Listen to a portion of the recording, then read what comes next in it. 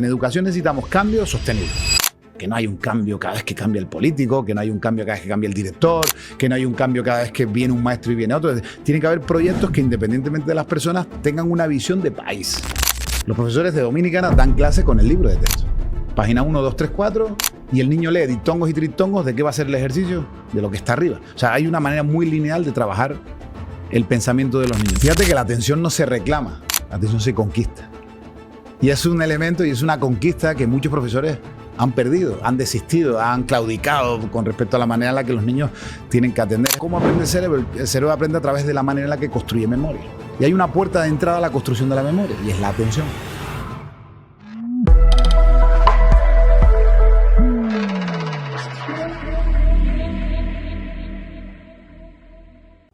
Bienvenidos a Contacto Podcast, el podcast de Revista Contacto. El día de hoy vamos a hablar de educación y para eso hemos traído un experto internacional en el tema que es Emilio Torres, es el director pedagógico de Progrentis y tiene un currículum de verdad que bastante amplio. Él es economista con un extenso recorrido académico y profesional, ha realizado varios másteres, entre ellos dirección en centros educativos, en neuroeducación y neuropsicología y máster en metodologías y activas en el aula. Embajador de España en el Parlamento Mundial de Educación, ha participado en más de 3,000 conferencias y nos acaba de decir que solamente esta semana ha dictado 7 conferencias.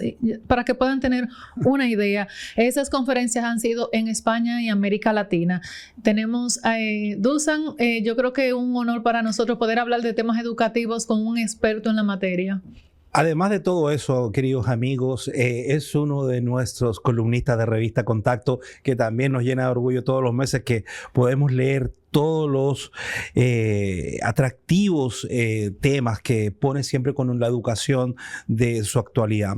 Pero lo que nos enorgullece más es que estamos seguros que después de que escuchen, después de que vean y conozcan todo lo que vamos a conversar en esta hora, se van a dar cuenta de que todavía hay luz de esperanza y que la educación dominicana se puede mejorar. Y este señor nos va a dar una cátedra. Emilio, bienvenido a Contacto Podcast. Bueno, gracias. La verdad que estoy emocionado. La invitación, llevábamos meses planeando, ¿no? Este encuentro y por fin pues estamos aquí donde con mucho gusto pues uno humildemente la experiencia, el paso por la escuela, el aula y un poco la curiosidad que me ha tenido atrapado en educación estos años. Pues fijaros que estudio economía para terminar siendo profesor de matemáticas y creo que verdaderamente la educación transforma el mundo y es ahí donde le estoy dedicando tiempo, alma y esfuerzo a que así sea. Emilio, ¿sabes qué me llama mucho la atención? Mientras yo leía tu presentación, neuroeducación. Ajá. Cuando hablamos de neuroeducación, ¿a dónde vamos? Es un término que se ha puesto un poco de moda, es verdad que en la década pasada ahora la moda es la IA, ¿verdad? Y ahora en educación pues todas las escuelas quieren ver cómo implementan la tecnología. Hace una década se hablaba de neuro para todo y entender un poco cómo funciona el cerebro empezó a ser muy atractivo para el cuerpo docente. La investigación siempre ha estado como muy desligada del día a día del aula. Los que investigan pues aportan elementos de valor, pero que difícilmente se puedan llevar al aula de una manera concreta. Y cuando uno se acerca al entendimiento biológico de cómo funciona el cerebro, a veces encuentra elementos que dan pista, entender la diversidad, entender las rutas de aprendizaje, entender qué elementos funcionan a través de las funciones ejecutivas, cómo ayudar al niño a que mejore sus procesos atencionales o cómo la memoria en un proceso natural de aprendizaje hay que tenerla en cuenta a través del estímulo y cómo... Entonces, a mí me llamó mucho la atención entender cómo funcionaba el cerebro, me acerqué un poco hacia la investigación. Ya que estás en este mundo, tienes que formarte y teniendo el altavoz muchas veces de la escritura o de las conferencias, hablar con propiedad es muy importante porque es necesario dar luz a esos docentes que sí están en el aula. Y es donde entendí que saber de psicología, saber de neuro, apoyados en la propia pedagogía como ciencia de lo que hacemos, era un baile perfecto para poder, pues con criterio, hacer proyectos de innovación de una manera sencilla que permita a los niños aprender mejor. ¿Cómo aprende el cerebro? El cerebro aprende de múltiples maneras, ¿verdad? Que fíjate que si tuviéramos que hacer muy resumido para que quien nos escucha lo pueda entender, o sea, uno recibe muchos estímulos, ¿verdad? Y la enseñanza en sí mismo, cuando un profesor enseña a través de estímulos. Uno recibe esos estímulos, escucha, oye, ve, huele, gracias a una memoria que se llama memoria sensorial. Es un modelo modal de Atkinson muy interesante en el que tu memoria sensorial te permite captar algunos elementos de los que hay en el ambiente para llevarlos a una memoria que se llama memoria procedimental o memoria de trabajo, en el que no somos capaces de recoger todo, sino algunos elementos para que de una manera finita y muy poco tiempo tú puedas ese estímulo encajarlo con tus conocimientos previos o tu memoria en el largo plazo. Entonces, esta misma conversación que estamos teniendo, me estáis escuchando y algunas de las ideas las estáis comprendiendo y entendiendo en función a vuestro nivel de conocimientos previos. Si tú fueras experta en educación y Dusa, en cambio, es un economista que no sabe nada de educación, mi mensaje para cada uno de vosotros supone una comprensión diferente, porque vuestro marco de partida, vuestros conocimientos previos determinan la construcción y el entendimiento del mensaje que os estoy dando. En el aula ocurre lo mismo. ¿Cómo aprende el cerebro? El cerebro aprende a través de la manera en la que construye memoria. Y hay una puerta de entrada a la construcción de la memoria, y es la atención. El canal atencional determina qué entra y qué no entra. Si tuviéramos sueño, o si el teléfono no para de sonar en cuanto a notificaciones, o si de repente la niña en el aula que me gusta me está mirando, mi atención cambia. Por tanto, el profesor puede estar hablando de diptongos y triptongos, pero si tu canal atencional no está en el estímulo que el profesor te está dando, sino en tu otro pensamiento, que aunque miremos la pizarra con los ojos abiertos y el profesor crea que estamos atendiendo, no hay construcciones de memoria para el aprendizaje direccional que el profesor quiere. En cambio, tu construcción de memoria está focalizada en función hacia dónde va tu atención. ¿Cómo aprende el cerebro? A través de un sistema muy complejo en el que sabemos muy poco cómo funciona el cerebro. Creo que hay dos grandes misterios en la humanidad, y es el funcionamiento del cerebro y el funcionamiento del universo, de lo más pequeño a lo más grande. Entonces, ahí hay mucha investigación, cada vez hay más pistas aterrizadas en el mundo de la pedagogía, pero falta mucho camino por entender cómo esta caja negra funciona a nivel real, ¿verdad? Y tú mencionaste la atención. ¿Cómo puede un maestro captar la atención y mantener la atención de esos estudiantes? Fíjate que la atención no se reclama, la atención se conquista. Y es un elemento y es una conquista que muchos profesores han perdido, han desistido, han claudicado con respecto a la manera en la que los niños tienen que atender. Es verdad que hay que entender un objetivo clave de aprendizaje y diversificar los diferentes escenarios en el aula. No podemos aprender siempre del adulto, hay que intentar que el cooperativo, la manera en la que los niños cooperan, genere aprendizaje, hay que cambiar los estímulos, hay que cambiar las maneras en las que evaluamos lo que se aprende. El elemento atencional pues es muy escaso, o sea, es muy difícil que un niño, de manera inconsciente, todavía en un proceso de maduración desde el neurodesarrollo, controle de manera consciente hacia dónde dirigir su atención. Por tanto, es un elemento que se puede entrenar también. Y hablamos de clase magistral y es de cómo tú magistralmente captas la atención. Hablamos de metodologías activas para cambiar el estímulo y que de repente el niño pues pase a escribir, pase a conversar, pase a colaborar, pase a presentar. Es decir, de qué manera podemos atender los diferentes canales atencionales para que en esa variedad, siempre con una lógica pedagógica, podamos tener a los niños en un canal de flujo que les permita que esa entrada de información los lleve pues hacia el objetivo de aprendizaje planteado en el aula. Hablamos de memoria, hablamos de estímulos. Sin duda que cómo actúa el cerebro siempre va a ser diferente para cada uno de los jóvenes que puedan haber en una aula. Uh-huh. Muchas veces uno tiene 20 alumnos, muchas veces tiene 30. Hoy nos comentabas que te contaron que hay aulas hasta de 45 alumnos. Pero vamos a ir más lejos. Hay países que tienen una metodología de cómo educar, de cómo ser docente, de cómo llevar un lineamiento. Tú tienes la ventaja de que conoces la realidad de varios países de la región. Y, por cierto, República Dominicana también. ¿Cuáles son las nuevas tendencias para educar de la mejor fórmula y que se podrían ir aplicando, por ejemplo, en República Dominicana? Hay una tendencia real a nivel mundial desde el discurso. Es verdad que luego te das cuenta de que lo que dice el director de su escuela, al paseo que luego tú te das observando en cada aula, te das cuenta de que hay una distancia enorme. Hay escuelas que presumen de que son constructivistas, de que trabajan desde la diversidad atendiendo y la personalización, y luego te das cuenta de que eso no es tan sencillo. A veces hay una distancia entre el discurso y la realidad. Pero sí es verdad que en la oportunidad que tengo, pues, conozco escuelas de 18 países por el proyecto ProRentis, estamos trabajando ya en 2.500 escuelas y tengo la oportunidad de conocer algunas a fondo. Hay una tendencia real hacia una apuesta por el desarrollo real del pensamiento. Es decir, en un momento en el que tenemos más información que el de todos nuestros antepasados juntos, qué importante es desarrollar habilidades para acceder de manera correcta a la información, generar procesos de construcción a partir de la información y ser críticos con respecto a qué información es válida o no. Los dispositivos actuales nos acercan mucha información en tiempo real, pero cuál es buena y cuál es no, cuál me sirve, cuál puedo poner al servicio del reto, de la curiosidad o del problema. Entonces hay una tendencia real por regresar, y es curioso porque en la era más tecnológica en la historia de la humanidad estamos regresando a elementos pedagógicos de los 80. Por ejemplo, incluso te digo más, hay escuelas que están haciendo una apuesta por el modelo socrático. Regresar a la mayéutica, a la escuela platónica, regresar a la filosofía como elemento natural para poder trabajar el pensamiento crítico. Lo que ocurre es que las escuelas enseñan mal filosofía, enseñan los grandes filósofos y los niños memorizan lo que los filósofos decían. Pero ¿por qué no incorporar la filosofía como cultura de pensamiento para que el niño se pregunte el porqué de todo desde infantil 3, 4 años? Y trabajar la filosofía como una manera de pensar y de cuestionar el entorno para que continuamente podamos tomar las mejores decisiones desde un buen pensamiento crítico, para hacer buenas preguntas. Hoy la IA, ¿qué es? Un modelo conversacional donde tú buscas una respuesta a partir de la IA. Pero si tu calidad a la hora de formular una pregunta es baja, por decirlo llanamente, si tu pregunta es tonta, ¿cómo será la respuesta de la IA? Tonta. Cuando tú ves a nuestros niños preguntar a la IA, su manera de estructurar y de formular una pregunta es muy básica. Y cuando te vas a trabajar con adultos, te das cuenta que su manera de preguntar es igual que la de los niños. Por tanto, llega una tecnología muy sofisticada, donde la tecnología deja de ser una herramienta y se ha convertido en nuestra socio o nuestra socia. La manera en la que interactuamos con esa tecnología es fundamental. Por tanto, las escuelas están encontrando, algunas escuelas están despertando a eso, yo podría decir, Dusan, a que no es más tecnología en la escuela, es cómo usar la tecnología para que nuestros niños sean más, porque si la tecnología te hace menos, hay que prohibirla. Si la tecnología nos hace más tontos, más dependientes, delegamos el pensamiento a ella, quizás hay que ponerle un freno. Pero si la tecnología bien usada te permite ser más inteligente, es un vehículo.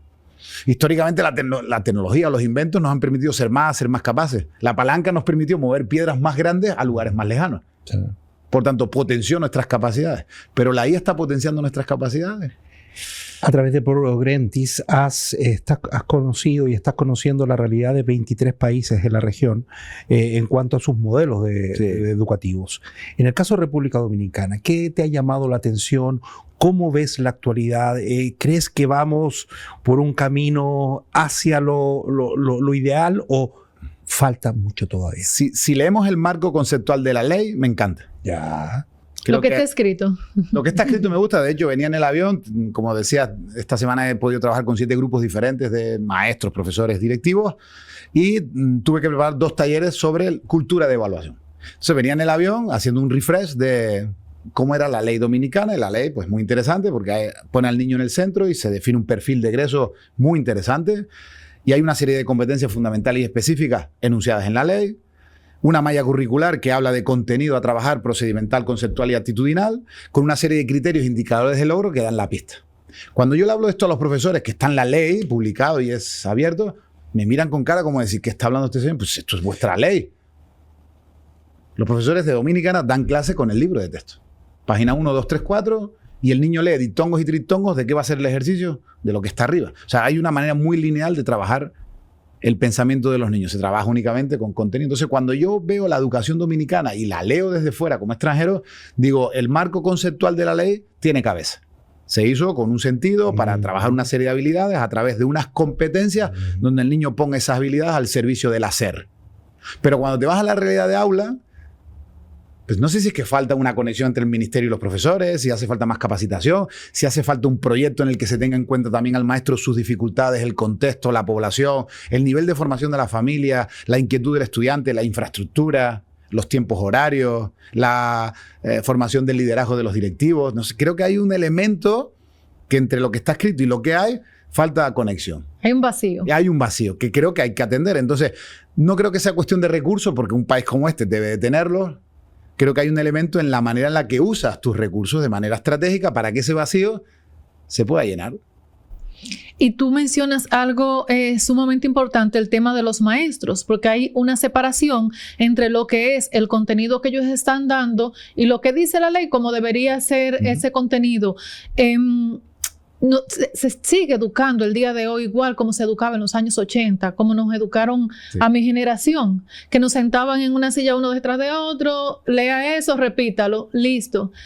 múltiples tareas. ¿Cómo debemos cambiar el aula para hacerla más amigable, para que los niños que el día de hoy tenemos niños que se distraen con más facilidad, como tú decías, mientras la maestra está hablando de una cosa, el muchachito está con la cabecita para el otro lado, está mirando la atención en otro sitio? Y adicional a eso tenemos el tema de los dispositivos, que también los colegios y escuelas están luchando, incluso con los padres, que quieren que los niños tengan los dispositivos en el aula. ¿Qué piensas de esto? Claro, lo que formula Edith es complejísimo. O sea, cambiar esa realidad de aula exige mucho tiempo de transformación. Es verdad que hay escuelas a las que entramos y es como si entráramos a un túnel del tiempo y regresáramos a los 80, ¿no? En un formato aula en el que el profesor sigue haciendo lo mismo y muchas veces no es porque quiera hacer lo mismo, es porque no sabe hacerlo de otra manera. Porque los planes de capacitación no te dan la oportunidad de que ante una metodología dar los recursos, los tiempos y el acompañamiento para tu poder implementarla. Hay profesores que van a capacitaciones sobre metodologías muy interesantes, pero luego no tienen un plan estratégico de cómo implementarlo. No es solo la capacitación, es la experiencia que tú puedas tener a partir del descubrimiento de que hay otras maneras de hacerlo. ¿Quién te acompaña en eso? Porque hay maestros que van a talleres sobre aprendizaje por proyecto. Con lo difícil que es generar un proyecto para la diversidad de tu aula, vas a esa formación, ves al experto que te da el taller y tú dices, wow, impresionante y lo que este tipo hace, y te pone ahí 4 o 5 fotos de proyectos que hace en su colegio, pero llévalo a la realidad de tu aula al día siguiente, es muy complejo. Y si esa capacitación no tiene acompañamiento por parte del liderazgo de la escuela, es difícil. Hay muchas pistas de cosas que funcionan, pero necesitan tiempo y proyectos. Y yo digo que la educación es a fuego lento. Yo digo cambios al 1%. Os pongo una metáfora. Si yo salgo de Madrid hacia Santo Domingo en un avión, Iberia sale de Madrid y el piloto decide cambiar el timón del avión 1 grado. Pero lo mantiene cambiado durante todo el océano. Yo no aterrizo en Santo Domingo, aterrizaré en Miami, aterrizaré en Nueva York, dependiendo de la distancia, el lugar de destino es completamente diferente. En educación necesitamos cambios sostenibles. Que no hay un cambio cada vez que cambia el político, que no hay un cambio cada vez que cambia el director, que no hay un cambio cada vez que viene un maestro y viene otro. Tiene que haber proyectos que independientemente de las personas tengan una visión de país. Entonces, cambiar el aula está escrito. Hay manuales de pedagogía que dice, el grupo tiene que trabajar cooperativamente, los niños tienen que aprender entre iguales, el error hay que naturalizarlo como parte del proceso, el contenido es un medio y no un fin, la evaluación no puede ser en cuanto a que la caja esté llena y demostrada en un papel, sino cómo el niño utiliza las memorias para compartir, para prototipar, para construir, para pensar, para resolver, pero seguimos evaluando la memoria, en exámenes escritos, haciendo promedios, y teniendo a los niños en fila mirando la pizarra. Por tanto, hay una distancia entre la teoría pedagógica, donde se evidencia que funciona, y la posibilidad de crear un proyecto para que esto se consiga. Entonces, está todo inventado. El tema es cómo llegamos a eso. Y cuando agregamos a eso la tecnología, que era de lo que estábamos hablando anteriormente, Marian Rojas Estapé, que es una psiquiatra de tu país, española, ella está en contra de que los niños usen tecnología porque dice que los vuelves adictos y le afecta la atención y la concentración. ¿Qué tú opinas de eso y cómo tú crees que se debe manejar ese tema en el aula? Mira, antropológicamente las sociedades en el pasado que miraron para otro lado en el desarrollo o en las tecnologías imperantes del momento fueron sociedades abocadas a la pobreza o al exterminio. No tiene sentido el debate de sí o no a la tecnología. Creo personalmente que no hay debate. Y hay que educar a nuestros cachorros en la tecnología imperante del momento y sus posibilidades, siempre con una mirada de potenciar su inteligencia. El debate es cómo y cuándo la tecnología. No es lo mismo una hora de TikTok que una hora de tutoriales de origami. Una cosa es veneno y otra cosa es educativa. Es decir, no es lo mismo enseñar a usar pantallas que usar pantallas para enseñar. Es decir, hemos metido en el mismo saco a la tecnología. Hemos metido en el mismo saco a las pantallas y creo que es un error.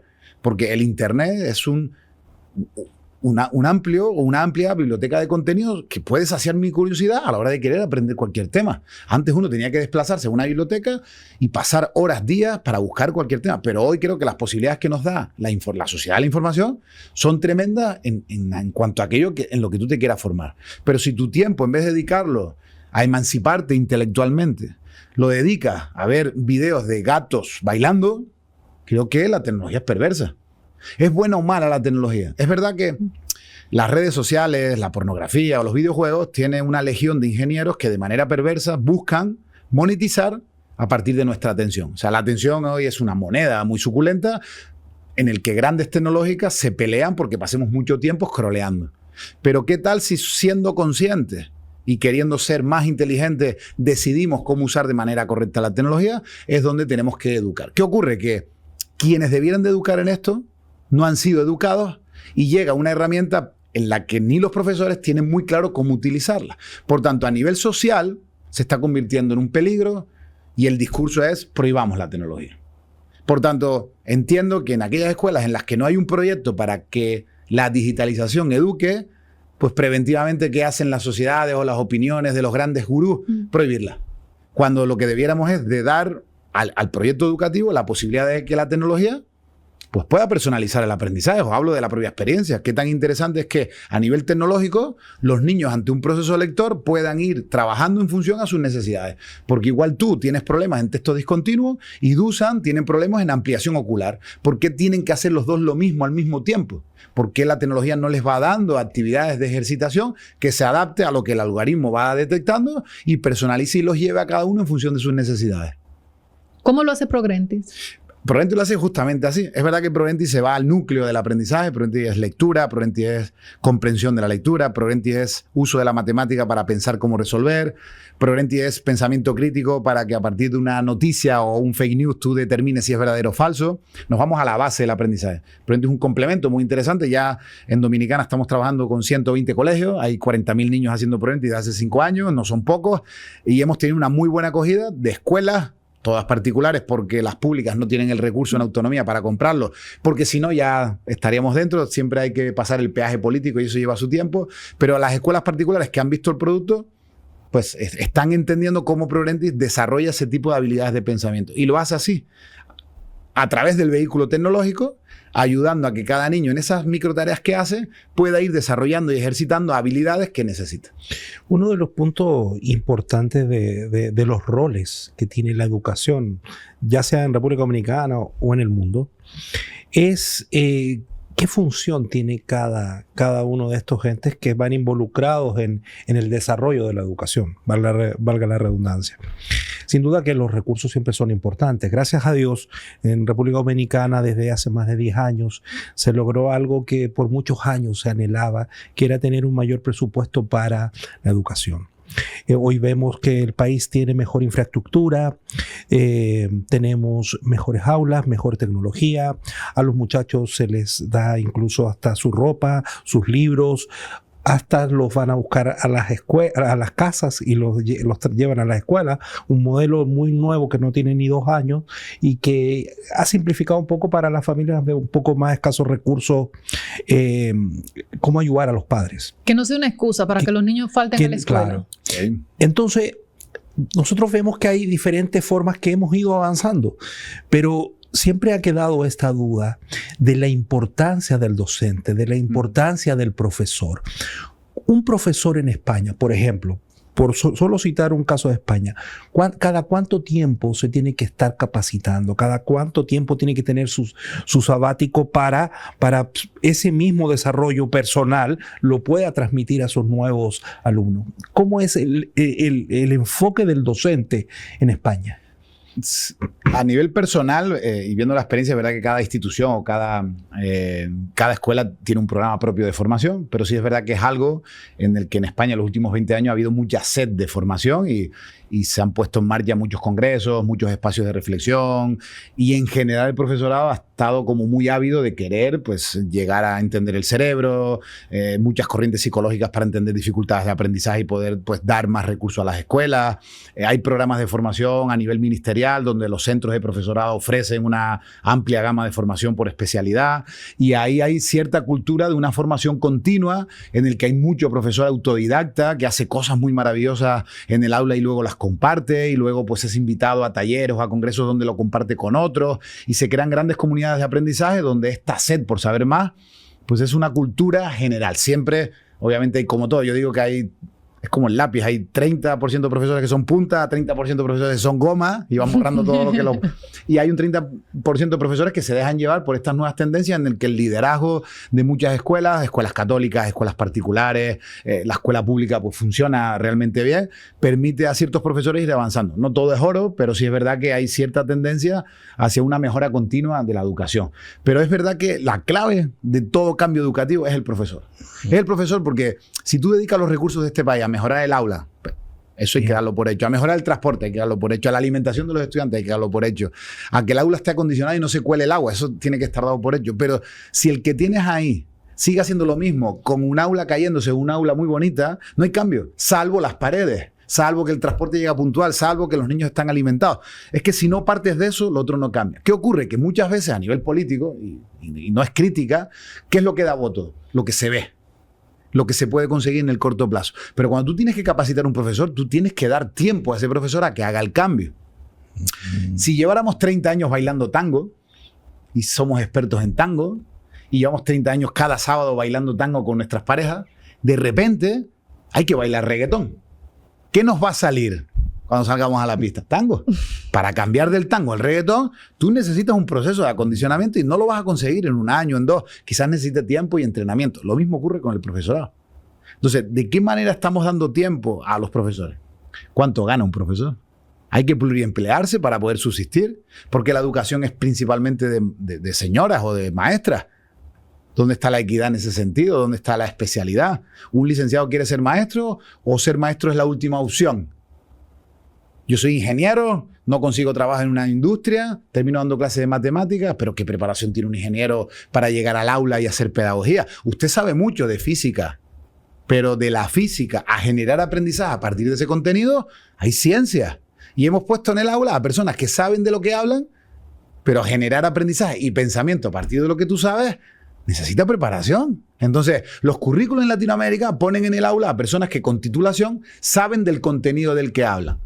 Y Dusan puede saber mucho de economía, pero generar pensamiento económico o inteligencia financiera es difícil porque trabajas con aprendices donde tienes que estructurar didácticamente cómo a partir de un contenido tú piensas de manera crítica. Y eso, por mucho que sepas de un tema, lo otro es toda una ciencia en sí mismo. Por tanto, el profesor es la clave, no los recursos. Los recursos yo los doy por hecho, es lo que tiene que hacer un gobierno.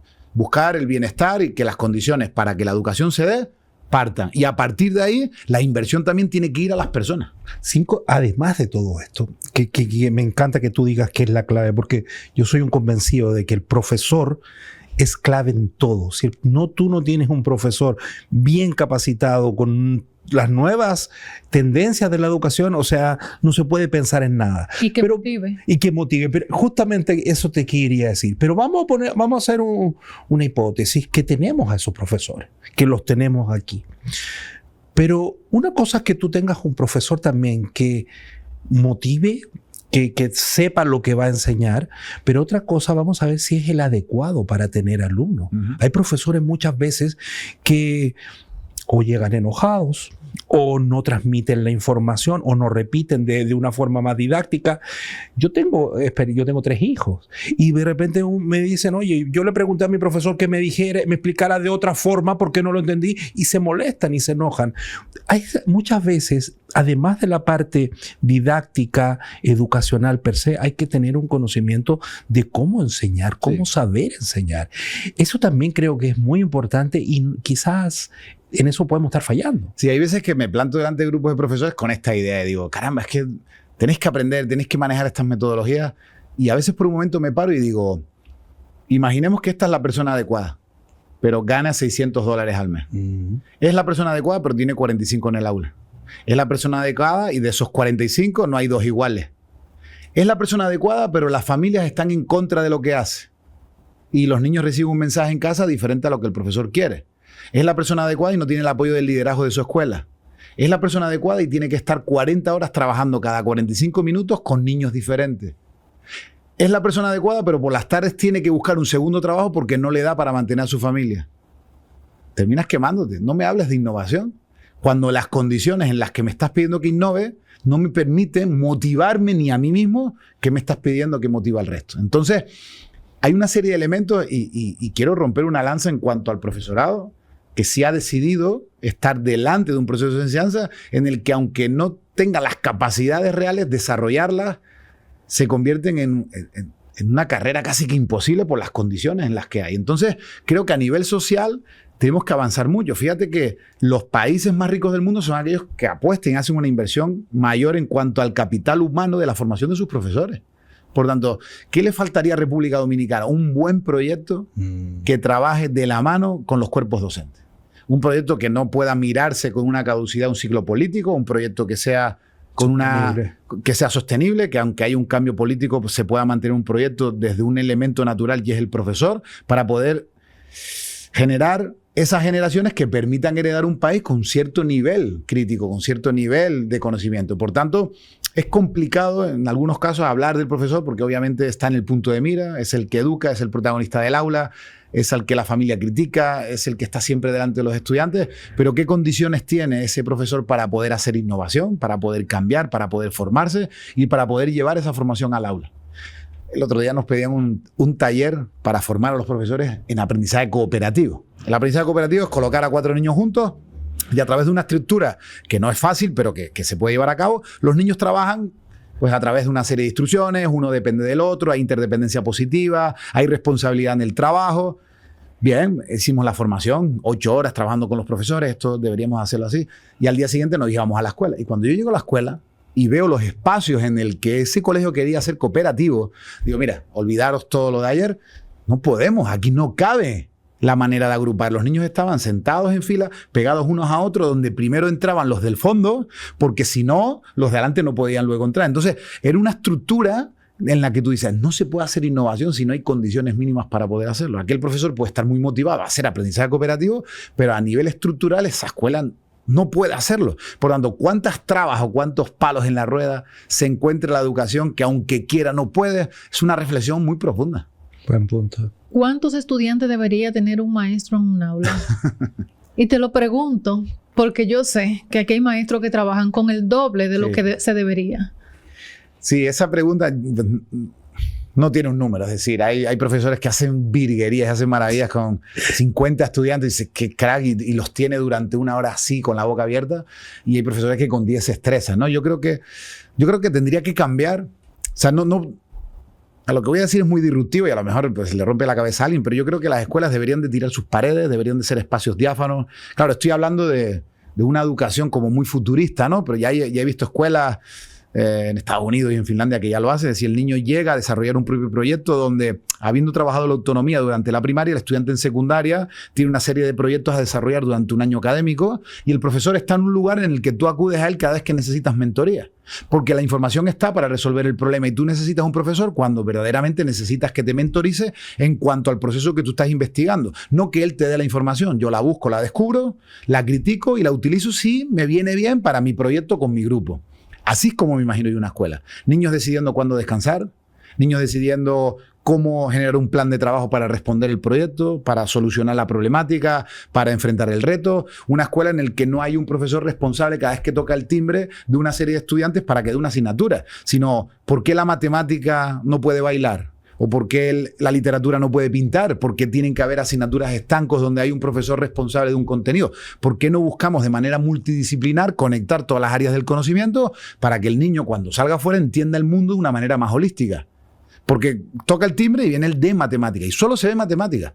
Y las faltas de ortografía se corrigen en el de lengua. Y con el de matemática se copia el enunciado, pero con el de historia no. Es decir, hay una falta de criterio porque cada profesor entra, cierra la puerta y cambia el propósito de la escuela. Ahí les decía hoy una escuela, si yo encerrara a tus profesores en un aula oscura y los fuera sacando a todos de uno en uno y les preguntara, ¿cuál es el propósito de esta escuela? Y lo apunto. Siguiente, ¿cuál es el propósito de esta escuela? Y lo apunto.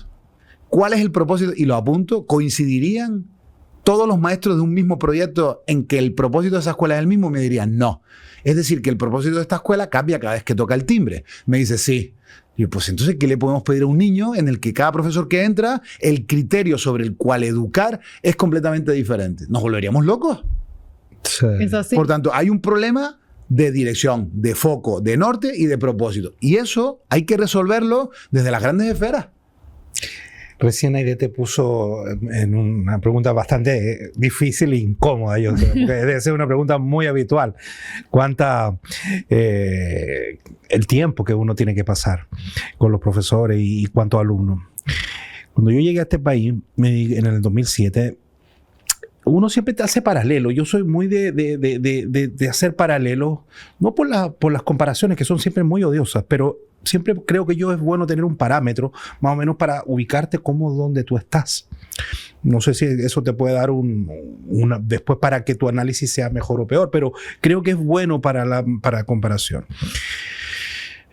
a mí siempre me llamó la atención que aquí lo poco que estudiaban, o sea, yo el tiempo, veía que entre 8 y 9 meses era en promedio. Siempre más de 2 meses, 2 meses y medio. Hoy son casi 3 meses. Vacaciones de verano. De vacaciones de verano y entre los feriados en España y la Navidad. En Chile es de marzo a diciembre. Estamos hablando de unas 44 semanas. Japón estudia hoy entre 48 y 50. ¿Cuál es el promedio que tú crees que debería ser mínimo de clases para que un joven desde pequeño se vaya desarrollando? Te la voy a responder muy filosóficamente. Todo el tiempo el niño está aprendiendo. Yeah. Solo que hay entornos formales y entornos informales. Si a nivel social hubiera un compromiso real donde para educar a un niño hace falta la tribu entera, el niño estaría aprendiendo 365 días. Hay espacios donde tiene que de manera formal aprender a multiplicar, pero hay espacios no formales como el supermercado donde aplica la multiplicación. Por tanto, ¿cuánto tiempo? Claro, nos vamos a Japón y te vas a Oriente y tienen un estilo de vida completamente diferente. Uno que es latino no quisiera vivir en Japón por la manera en la que socialmente ellos se relacionan. Las ciudades en Asia están construidas para consumir. Las ciudades en América están construidas para convivir. Ocio, bares. Entonces, la educación formal también pasa por el clima, también pasa por la herencia de los sistemas educativos. Entonces, yo creo suficiente los 175 días que está el niño en la escuela. No creería que debieran de ser más. Se abre un debate tremendo con respecto a los empleos de las familias, en el que para una familia el que haya vacaciones de Navidad es un problema, porque en mi empresa solo me dan vacaciones 24 y 25, 31 y 1. ¿Qué hago el resto del tiempo con el niño? Está solo, no hay un compromiso social y se busca que las escuelas pues suplan el problema que tienen las familias porque tienen que emplearse y tienen que laborar. Entonces, al final la escuela se convierte en un guardaniños, me pregunto. Hay que estar en la escuela porque el padre mientras tanto está produciendo y la educación que yo desde la crianza como padre delego en un tercero llamado escuela, cuanto más tiempo esté en la escuela la familia está más contenta y de ahí que se amplíen los servicios matutinos, de ahí que se amplíen los horarios de comedor, de ahí que se amplíen las actividades extraescolares y ahí nos decía una señora el otro día en Argentina que el niño entra a las 6 de la mañana y sale a las 7 de la tarde y estamos planteando, me decía el colegio, poner un servicio de cena. Wow.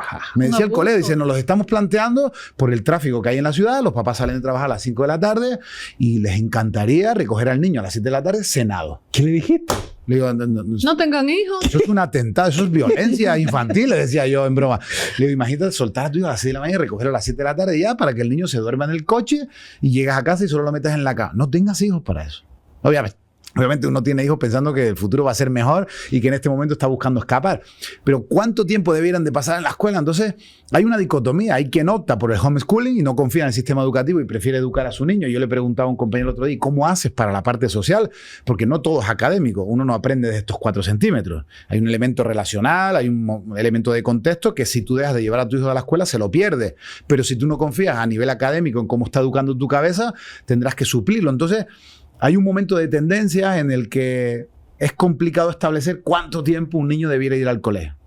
Si a nivel social hubiera más estructura, más seguridad, creo que esa posibilidad de que el niño aprende todo el tiempo y que lo que aprende en el aula lo pueda transferir a un contexto familiar y social, estaríamos creando generaciones más equilibradas a nivel emocional, más equilibradas a nivel físico, más equilibradas hacia el nivel de la curiosidad que tienen el acceso a la información, más autorregulado en función a cómo se relaciona con los demás. Pero claro, estoy hablando de algo utópico, algo utópico en el que nuestra sociedad, sobre todo las latinas, pues no tienen una dirección gubernamental que piense en esto, donde las prioridades son otras y esto, pues mientras el país produzca, genere beneficios, el PIB crezca, no aumente mucho la deuda, haya cierto nivel de seguridad, hayan vías donde los carros no se estropeen, pues ahí vamos funcionando y como esto dura 4 años y a ver si me vuelven a votar, pues no hay un compromiso social. Hemos tendido hacia el independentismo, hacia la mirada interna y los chicos no miran con generosidad cómo tienen que cambiar el entorno, el ecosistema.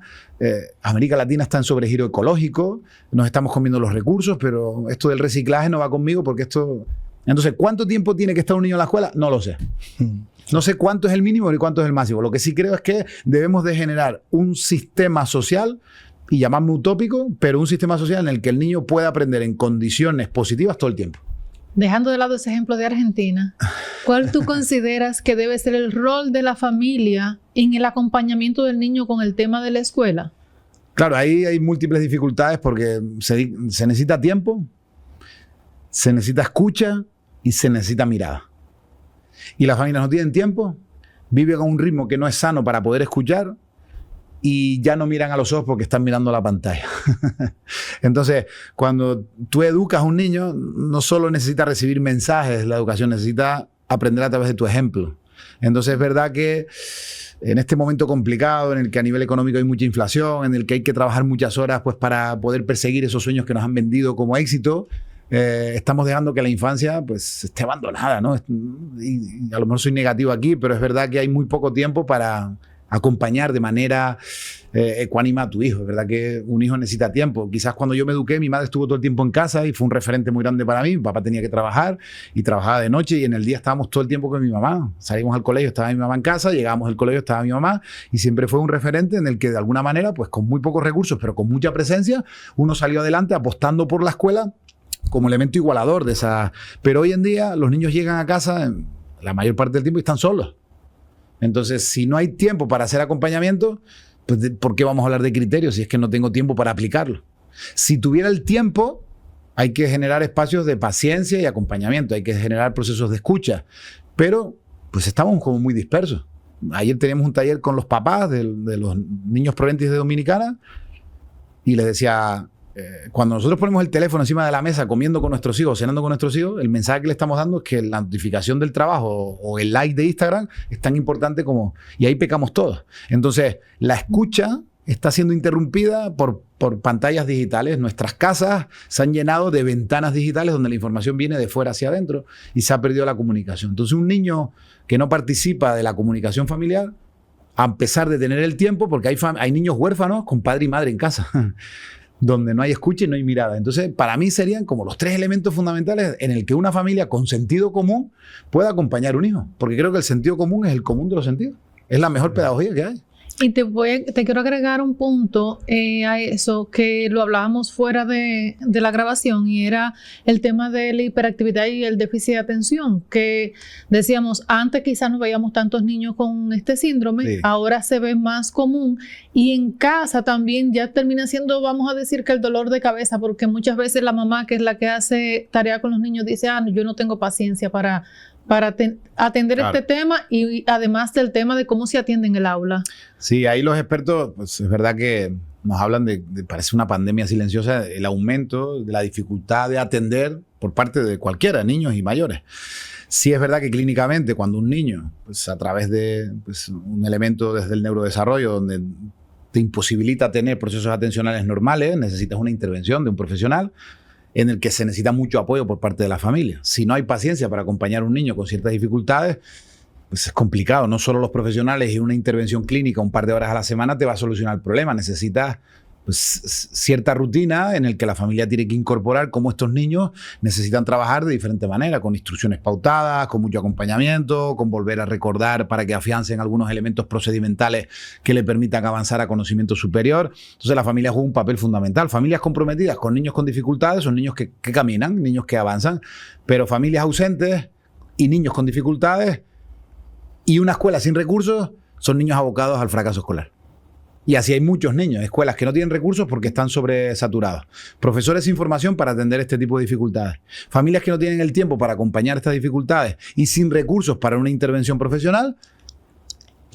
Pues es un carne de cañón, ¿no? Es una moneda al aire y a saber si la vida los va a poder colocar en un momento de oportunidad o no. Sí. Emilio, mira, uno en estos últimos 10 años acá en República Dominicana hemos tenido muy malos resultados en pruebas internacionales que el país se mide con varios países de la región en unos modelos educativos. Sí. PISA, sí. La famosa prueba PISA. Incluso los 2 últimos gobiernos han tenido muy malos resultados, principalmente en ciencias matemáticas.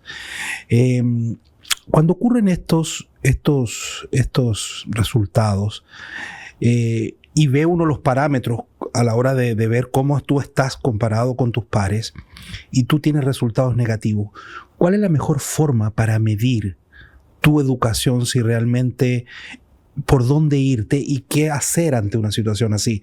Porque los resultados no se están dando comparado con otros, pero lo principal es uno. Sí, el resultado es fiel reflejo del proceso, seguramente. No podemos meter a todas las escuelas de República Dominicana en el mismo saco. Hay escuelas excelentes haciendo cosas maravillosas que ya quisieran muchas escuelas de Europa estar al nivel de algunas escuelas en Dominicana. No vamos a decir que aquí todo es mal. Es público más que todo. Pero claro, cuando tú haces un promedio de educación, pues ahí tienes que meter a todos en el mismo saco, haces una criba grande de estudiantes y evalúas sus competencias en torno a cómo usan un texto, cómo utilizan el conocimiento matemático para proponer una solución o cómo los conocimientos científicos te permiten argumentar una problemática. Entonces ahí te das cuenta de que hay una falta completa de base en el que el proyecto evidencia que hay carencias. Y a partir de ahí lo que hablamos antes, de qué manera podemos elevar el nivel de conocimiento de los niños y si no tienen los conocimientos para enfrentar un problema, cómo mejoramos el proceso de aprendizaje. Porque hablamos de inteligencia y queremos medir la inteligencia de los niños a través de pruebas estandarizadas. A veces es difícil medir todo en un papel, en un cuestionario o en la manera en la que el niño argumenta. Hay muchos procesos en la inteligencia que no se pueden medir en un papel. La propia observación de aula te permite determinar una inteligencia de un niño con respecto a un problema u otro. Entonces, también las pruebas hay que ponerlas un poco en cuarentena y decir, bueno, PISA mide una serie de elementos, pero la educación es mucho más que lo que PISA mide. Hay escuelas que, aunque los resultados sean malos, son niños que están bien acompañados porque hay una profesora que consigue que los niños estén bien, no haya bullying en ese aula y se alimenten cada día. Porque si no se alimentan en la escuela, no se alimentarían en casa. PISA no mide bullying, PISA no mide bienestar escolar, PISA no mide las relaciones entre los niños que son sanas y PISA no mide la alimentación. Si hay encuestas a la familia y entiende el entorno en el que la escuela está, o la cantidad de libros que hay en casa, o la renta de las familias en función a las pruebas que tiene, pero hay muchos elementos que quizás la educación no está midiendo. Entonces, para mí tiene mucho mérito una escuela en la selva del Perú que consigue que los niños todos los días vayan a la escuela porque aquella maestra es un referente para aquellos niños.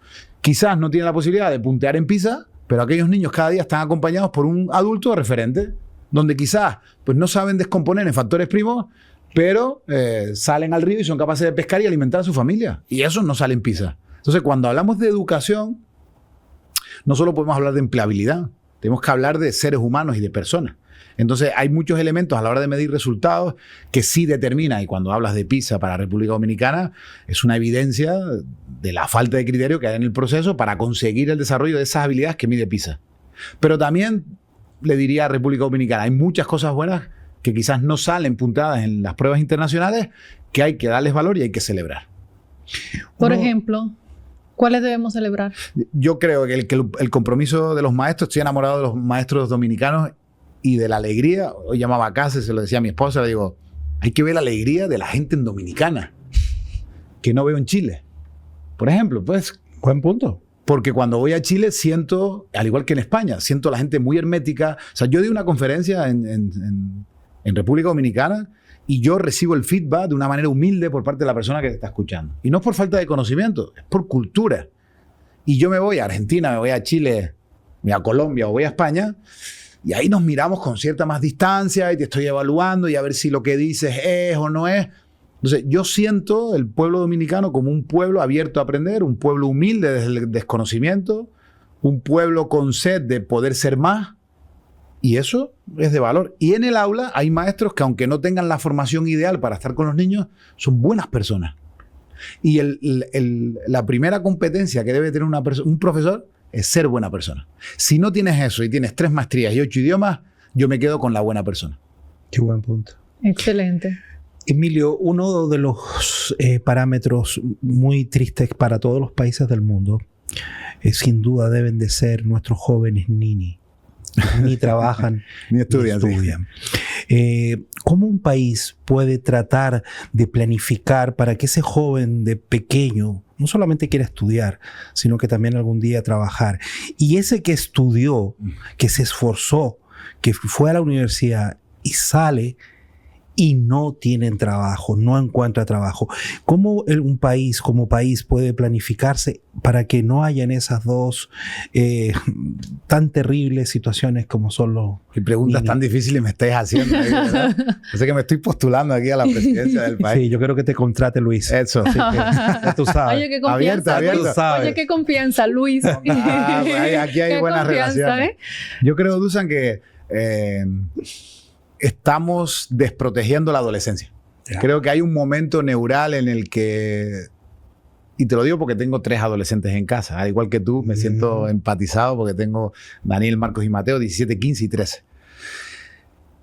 Y las estructuras en la polis, ¿no? en la ciudad, está muy orientada para los pequeños, parques, jardines, para que salgan a jugar, y para los adultos, discotecas y bares. Pero ¿qué hay para un adolescente en el momento en el que él se redefine? ¿Qué quiere hacer? ¿Qué quiere estudiar? ¿A qué se quiere dedicar? Hay un momento donde además el sistema educativo se complejiza en la secundaria y el bachillerato porque los profesionales y los maestros están excesivamente centrados en las pruebas y en el contenido, y se abandona lo que yo entiendo como proyecto de vida. O sea, estás en un momento en el que cambia tu cerebro, cambia tus gustos, llega la pubertad, llegan las hormonas, empiezas a ser diferente, y es un momento en el que necesitas mucho más acompañamiento. Tu familia se aparta de la escuela, tú te apartas de tu familia porque quieres encajar en un grupo, y estás en un momento de redefinición.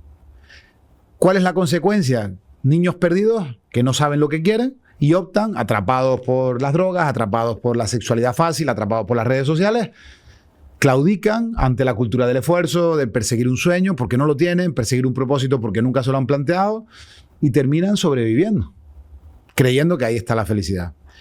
¿Qué podríamos hacer? Establecer un proyecto escolar, un proyecto país, un proyecto social, un proyecto hacia la familia, para poder hacer un acompañamiento adolescente con mucho más sentido. ¿Cuál es la estructura social que pudiera hacerlo? La escuela. Sí, siempre. O la familia. O la familia. La escuela tiene un ministerio de educación. La familia no tiene un ministerio. La familia que es religiosa va a la iglesia, tal vez la iglesia te dé pistas. Pero ¿y si una familia no cree en nada? ¿Quién forma la familia? ¿Quién forma un papá? Porque ser papá es la primera profesión donde primero te dan el título y luego cursas la carrera. No hay un manual. Entonces, hablar de los nini, y regreso a la pregunta, es complicado porque cuando un niño no quiere ni trabajar ni estudiar, el problema es nuestro, no es de él. Porque creo que así es un fallo en el sistema. O sea, cuando un niño llega a los 20 años y no quiere ni trabajar ni estudiar, pues es consecuencia de un desacompañamiento o de una falta de orientación en el que los adultos, los referentes que él tuvo en un proceso donde tenía que haber redefinido hacia dónde ir, no lo tuvo. Entonces, cada vez esto se da más, porque en nuestra sociedad quizás no hubo tanto, porque teníamos mucha más presencia, era una sociedad mucho más humana, teníamos referentes y al profesor se le respetaba, a tu padre en casa se le respetaba. Cuando tú salías a la calle y el vecino te decía, recoge ese papel, que eso no está mal, tú tenías que recoger porque la autoridad del adulto se respetaba. Y de alguna manera tus adultos eran referentes que, mejor o peor, pues te hablaban de que en la vida pues uno tenía que ser respetuoso, tenía que salir adelante. Pero hoy, tú dile a un chaval de 10 años que recoja el papel del suelo. Le voy a decir a mi papá, ¿qué le has dicho? Y llega el papá a recriminar al vecino de por qué tiene él que corregir a tu hijo. Y la sociedad se ha vuelto cada vez más hermética, más individualista, en el que hay pues ciertos elementos que no están permitiendo a nuestros niños entender hacia dónde ir. Entonces yo creo que de alguna manera desatender la adolescencia es tener como consecuencia esta nueva generación de niños que ni quieren trabajar ni quieren estudiar. Porque cuando tú analizas el perfil de un chico que no quiere trabajar, hagamos la cuenta atrás, miremos su vida en cuenta regresiva y veamos qué ha ocurrido ahí. Familias con recursos, pero ausentes. Familias sin recursos, pero sin capacidad. Entonces al final, pues estamos polarizando al final la sociedad. Los que sí están pudiendo avanzar y los que no. Y eso es regresar a un modelo muy perverso. Volver a la sociedad feudal. Los que sí pueden a los castillos y los que no pueden a cultivar la tierra y a pagar un diezmo. Y aquí se dan los dos casos. Aquí se da el caso que tú estás planteando de los nini, y se da el caso de muchachos que quieren estudiar, quieren trabajar y no tienen oportunidad. Eso es peor todavía, yo creo. Ahí es un problema social al final, porque no se dan los recursos necesarios para que aquellos que sí quieren o tengan que emigrar, fuga de talentos, o que tengan que perseguir el sueño americano, como se dice. Así es. Porque a nivel social no somos capaces de estructurar socialmente la posibilidad de que el que quiera emprender pueda hacerlo a través de beneficios fiscales, a través de buenas subvenciones, a través de programas pymes acompañados, a través de la posibilidad de formación técnica o profesional que te permita emprender en unas condiciones que tú puedas probar. Entonces, cuando eso no se da, pues es difícil. Emanciparte en España es imposible. Tienes un problema con la vivienda. O sea, la vivienda se va a niveles en el que un alquiler de promedio son 1.000 euros en el centro de cualquier ciudad pequeña de España, y el sueldo mínimo en España es de 1.100 euros. Si tú pagas 1.000 euros de alquiler, pues te toca vivir en casa con tus padres. Entonces, hay elementos sociales que no te están permitiendo salir adelante en ese sentido. Entonces, cuando optas por el no hacer nada, por el tedio de que todo es difícil, pues estás abocado a ser un sobreviviente, un peregrinaje por toda tu vida, siendo un infeliz, buscando cualquier trabajo que te permita llegar a final de mes. Y ahí hay un problema a nivel social. Recién dijiste algo muy interesante que estoy seguro que muchos de nuestros seguidores de Contacto Podcast se lo deben de estar preguntando. En Chile tenemos unos dichos que dicen pastelero a tus pasteles, casa de herrero, cuchillo de palo. Tú tienes 3 hijos, 3 hijos y ya algunos adolescentes. ¿Cómo lo ha hecho Emilio Torres para cuando la educación de sus hijos iba avanzando y tú, con vasta experiencia en educación, en docencia, tú veías quizás algo que no te gustaba? ¿Cómo lo hacías con ellos? ¿Cómo fuiste educando a tus hijos también a la par con los colegios donde ellos estudiaban? Emilio, te voy a decir antes de que respondas. Aquí le dicen a eso preguntas bucapié. No son las que te estamos haciendo. Sí, yo creo que no sé si es bueno saber mucho de un tema porque al final te hace sufrir en exceso, ¿no? Y muchas veces uno teoriza en la educación y afortunadamente el tener 3 hijos me permite tocar tierra para darme cuenta de que no todo es tan fácil como uno a veces lo teoriza en una conferencia. Y muchas veces mi propio discurso me lo tengo que comer en las escuelas de mis hijos porque pues no comulgan con mi manera de entender la educación, porque son profesores que lo ven de otra manera. Entonces, lo que he hecho ha sido intentar dar ejemplo con mi vida a mis hijos, en mi consejo. Y os pongo un caso, Daniel está por terminar 2º de bachillerato en España y está en la encrucijada de me voy a la universidad, me voy a una formación profesional, hago un emprendimiento, papá, ¿será que me voy al extranjero y hago un plan de formación de idiomas? ¿Pero qué estudio, papá? Le digo, pues no sé, hijo, lo que tú quieras. Bueno, papá, ayúdame, tú trabajas en esto, tú estás asesorando escuelas, trabajas en educación, ¿qué carreras tienes salidas? Le digo, pues si quieres que te diga algo, da igual lo que estudies, no vas a trabajar de esto. Porque el mundo está cambiando tan rápido que tú tienes 17 años y cuando termines cualquier carrera universitaria con 25, pues a saber cómo está el mundo. Pues si hay una orientación muy grande hacia las tecnologías, hacia las ingenierías, que parece ser que son estas carreras que van a tener mucho más ancho de banda en cuanto a la colocación laboral. Pero mi consejo para con mis hijos es, y sobre todo con Daniel, que está en una encrucijada, digo, ¿a ti qué te gusta? ¿Con qué disfrutas? ¿Qué lecturas te apasionan más?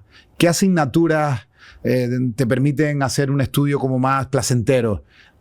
Ahí es donde tienes que poner el foco. O sea, cuando anulamos el ser para dar sentido al empleo y cuando nuestros chicos buscan carreras que tienen salida, estudiando cosas que no les gustan, creo que estamos anulando a la persona simplemente por seguir dándole al mercado una opción de empleabilidad más cualificada. Y anulamos a las personas simplemente para dar sentido al modelo empresarial.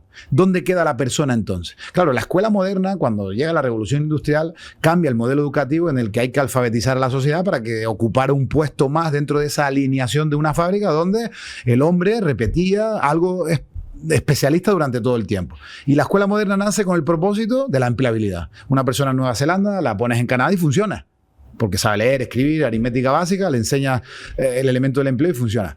Pero hoy no tiene sentido trabajar desde un modelo educativo donde el único foco sea la empleabilidad, porque el mundo está cambiando tan rápido que quizás la cualificación que tú tienes a nivel educativo cuando tú salgas al mercado laboral está obsoleta o ya la IA te suplantó. Porque quizás esa profesión, pues hay tecnología mucho más eficiente y no necesito tantos humanos y la competencia es tan grande en el que quizás no puedas llegar. Yo soy economista y estoy en educación. Cuando yo salgo al mundo empresarial me doy cuenta de que aquello no era lo mío. ¿Pero yo por qué estudié economía?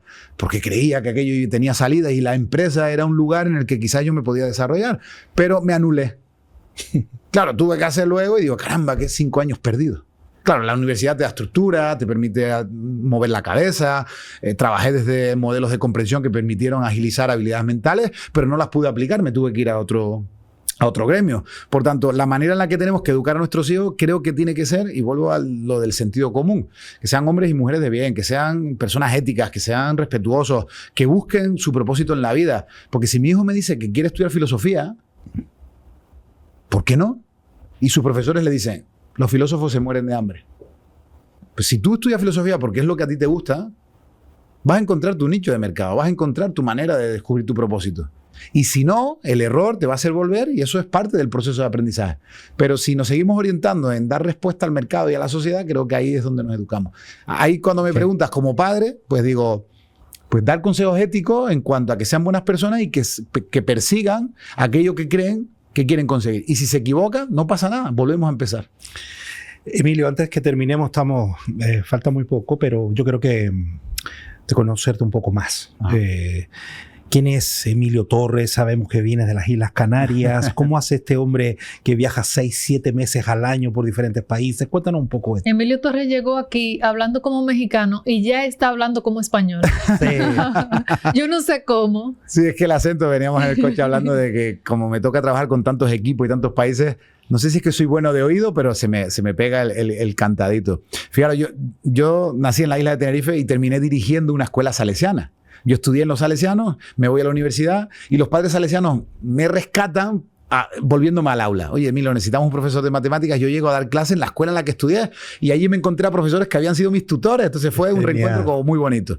Y termino, por circunstancias de la vida, termino la dirección de la escuela. Y gracias a un gran equipo hicimos cosas muy bonitas, tecnológicas, metodológicas, cultura de evaluación.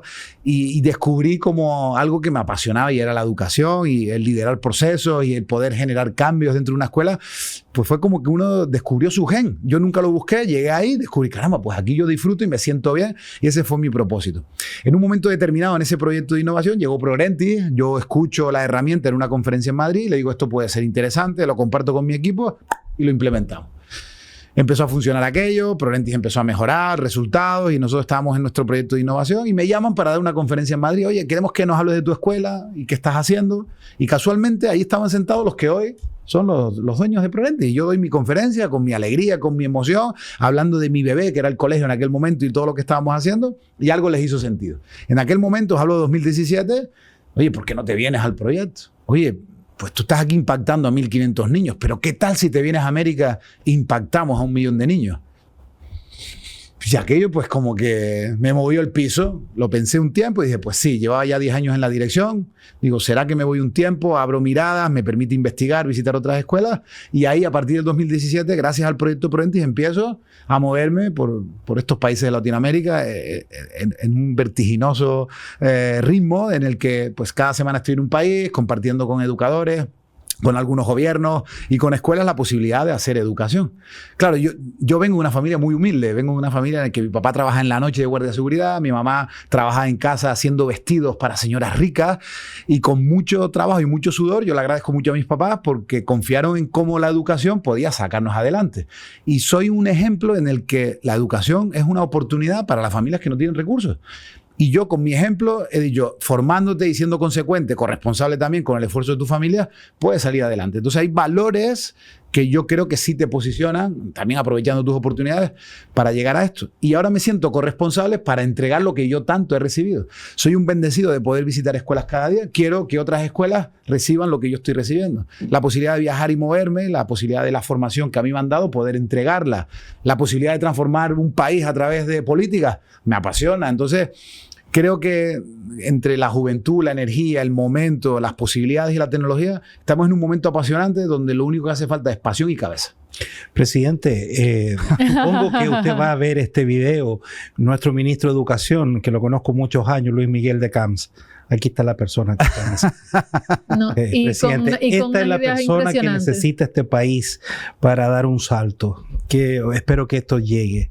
Y sabes que Emilio está en este país todos los años. Ya, no, yo siento a Emilio ya como dominicano. Casi. Pues son 3 semanas al año. Me gustaría estar más tiempo, más alguna semana que vengo con la familia de vacaciones. Pero me encanta, como os decía antes, la alegría, me encanta la gente, me encantan las posibilidades. Creo que es un país lleno de posibilidades, con muchos recursos para poder hacer cosas grandes. Sin duda que sí.